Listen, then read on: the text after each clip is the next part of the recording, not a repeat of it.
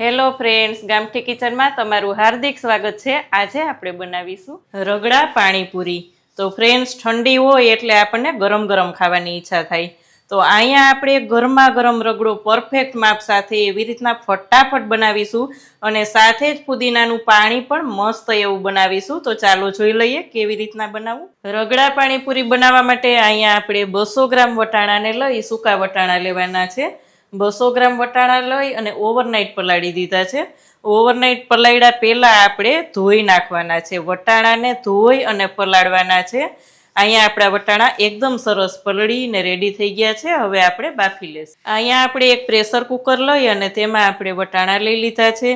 જેટલા વટાણા હોય તેનું અડધી ભાગનું પાણી લેવાનું છે, જેથી કરીને પરફેક્ટ એવું આપણું પાણી તૈયાર થાય. અહીંયા આપણે હળદર પાવડર લેશું. 1/2 ટીસ્પૂન હળદર પાવડર લઈ અને 1 ટીસ્પૂન નમક લઈ લેશું અને તેમાં જ આપણે લઈ લેશું 1 નંગ મોટું બટાકું લઈ અને છાલ કાઢીને આ રીતના મોટા મોટા પીસ કરી અને લઈ લેશું. ઢાંકણ બંધ કરી અને 5 વિસલ મીડિયમ ફ્લેમ ઉપર આપણે આવવા દેશું. વટાણા આપણા બફાય ત્યાં સુધીમાં આપણે પાણી તૈયાર કરી લેશું. તીખું પાણી છે, પાણીપુરીનું રેગ્યુલર તીખું પાણી હોય તે આપણે તૈયાર કરીશું. તેના માટે અહીંયા આપણે 2 કપ કુલ લીધું છે ધાણા અને ફુદીનો. ફુદીનાનું પ્રમાણ તમે જોઈ શકો છો બહુ ઓછું છે અને ધાણાનું પ્રમાણ વધારે છે. 1/2 ભાગનો ધાણા અને અડધા ભાગનો ફુદીનો લેવાનો છે, જેથી કરીને તેનો કલર પણ ખૂબ જ સરસ આવશે અને ટેસ્ટી પણ ખૂબ જ બનશે. અહીંયા આપણે 4 નંગ તીખી મરચી લીધી છે. મરચી તમારા ઘરમાં જેટલી તીખાશ ખવાતી હોય તે પ્રમાણે લેવાની છે. અહીંયા હું મીડિયમ તીખું બનાવવાની છું એટલે 4 નંગ લીલી મરચી, જે ઝીણી હોય મરચી તે જ આપણે લીધી છે રેગ્યુલર. અને 1 ઇંચ આદુનો ટુકડો લઈ અને તેને આપણે એક મિક્સર જારમાં લઈ લેશું. તેમાં જ આપણે લઈ લેશું 1 ટીસ્પૂન સંચળ પાવડર, 1 ટીસ્પૂન શેકેલા જીરાનો પાવડર. રેગ્યુલર નમકનું પ્રમાણ થોડું ઓછું રાખશું, 1/2 ટીસ્પૂન સંચળ પાવડર. ને બધામાં થોડી ખારાશ હોય, હજી આપણે પાણીપુરીનો મસાલો પણ લેશું એટલે તેમાં પણ આપણે નમકનો ભાગ હોય જ, એટલે ખાસ ધ્યાન રાખવાનું.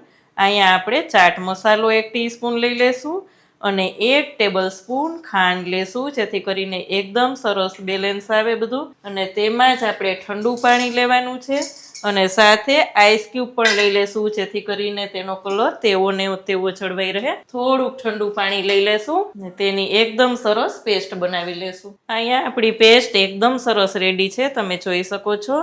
એકદમ સ્મૂથ પેસ્ટ બનાવી છે, જેથી કરીને ગાળવાની પણ કંઈ જરૂર ના રહે. તેમાં જ આપણે વધારાનું બધું ઠંડુ પાણી એડ કરવાનું છે.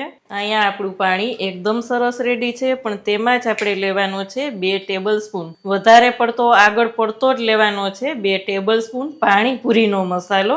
ને તેમાં જ આપણે લઈ લેશું આંબલીનો પલ્પ. આંબલીની ચટણી નથી લેવાની, પણ આંબલીનો પલ્પ લેવાનો છે, જેથી કરીને ખાટો મીઠો ટેસ્ટ એકદમ મસ્ત લાગશે. ઉપરથી આપણે લઈ લેશું લીલા ધાણા અને ખાટું મીઠું તીખું મસ્ત પાણી આપણું તૈયાર છે. છેલ્લે આપણે લઈ લેશું 1 લીંબુનો રસ. અહીંયા આપણે આંબલીનો પલ્પ લીધો છે એટલે 1 લીંબુ લેશું. તમે જો ના લેવાના હોય તો 2 લીંબુનો રસ લઈ લેવાનો. અહીંયા આપણું પાણી એકદમ સરસ રેડી છે.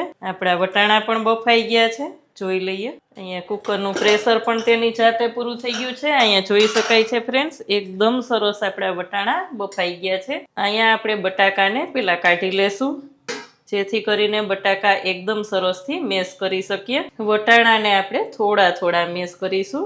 એક પેન લઈ અને વઘારની તૈયારી કરીશું. અહીંયા આપણે 1 ટેબલ સ્પૂન તેલ લેશું. તેલને ગરમ થવા દેશું. તેલ ગરમ થઈ જાય એટલે 1/2 ટીસ્પૂન જીરું. જીરું થઈ જાય એટલે ફ્લેમને એકદમ સ્લો કરી દેશું અને ચપટી હિંગ લઈ લેશું. તેમાં જ આપણે લઈ લેશું વટાણા. અડધો કપ જેટલું પાણી લેશું અને તેમાં જ આપણે જે બાફેલું બટેટું હતું તે પણ લઈ લેશું. લાલ મરચું પાવડર, ધાણા જીરું પાવડર, શેકેલા જીરા પાવડર. અહીંયા આપણે લાલ મરચું પાવડર 1/2 ટીસ્પૂન, શેકેલા જીરા પાવડર 1 ટીસ્પૂન અને જીરું પાવડર 1 ટેબલ સ્પૂન લીધું છે. તેમાં જ આપણે થોડુંક નમક લઈ લેશું. બાફવામાં આપણે લીધું જ હતું એટલે જરૂર પડશે તો ચાખીને વધારે લેશું. બધું જ મિક્સ કરી દેશું. છેલ્લે આપણે ખજૂર આંબલીની ચટણી લઈ લેશું.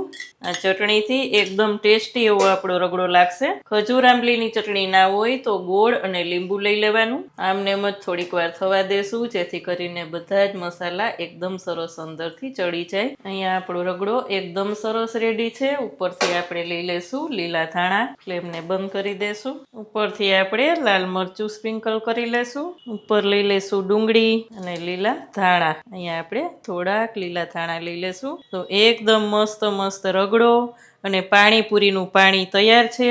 હવે આપણે ડુંગળી તૈયાર કરી લઈએ. ડુંગળીમાં થોડાક લીલા ધાણા એડ કરી આપણે બનાવી લઈએ. તો આપણે પૂરી પણ બનાવી લઈએ. પહેલા ડુંગળી એડ કરી દઈએ, પછી રગડો લઈ લેશું. એકદમ ગરમા ગરમ રગડો અને ઠંડુ પાણી લઈ અને આ રીતે સર્વ કરીશું.